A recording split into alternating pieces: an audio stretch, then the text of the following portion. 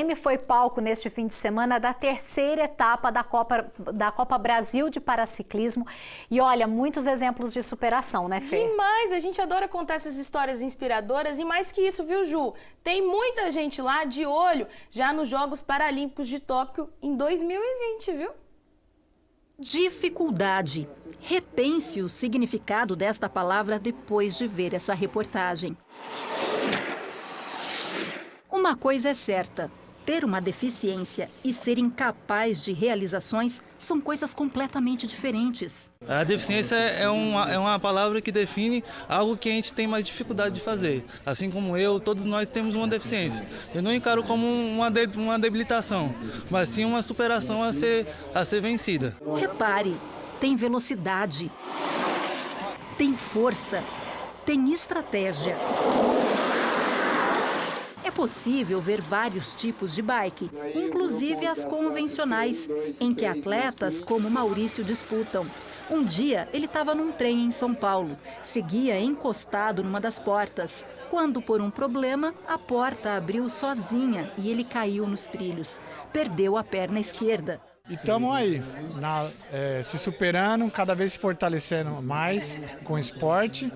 E estou bem no ranking e vamos continuar firme e forte. Aqui, cada atleta é uma história de superação.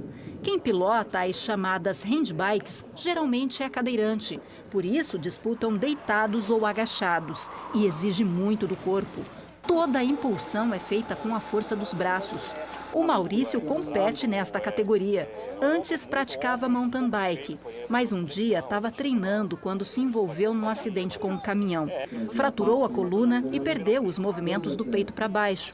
Isso faz mais de 20 anos. Há 2, se reencontrou com o esporte. Hoje eu estou no melhor momento, né? Eu tenho 42 anos e me sinto tão jovem quanto na época que eu corria de mountain bike. Essa foi a terceira etapa do Campeonato Brasileiro. As anteriores foram realizadas em cidades muito importantes, Brasília e Maringá. Isso prova que Leme está no cenário do paraciclismo. E com o detalhe, essa prova valeu ponto para os rankings nacional e internacional. O circuito escolhido foi as ruas de um condomínio recém-construído. Aqui a gente conseguiu fazer um percurso técnico, ele tem as subidas que a gente necessita, as subidas que a gente precisa para dificultar um pouco a prova e deixar a prova mais técnica. Ele não tem nenhum quebra-mola ainda nesse espaço, fechado não tem, a gente não precisa dividir com carro. Trazendo uma etapa dessa para uma cidade onde tem 100 mil habitantes, então isso recai sobre um trabalho totalmente da casa. É a casa que faz esse evento. Ao todo, 120 atletas participaram da prova neste fim de semana. Todos são de alto rendimento e alguns se destacam.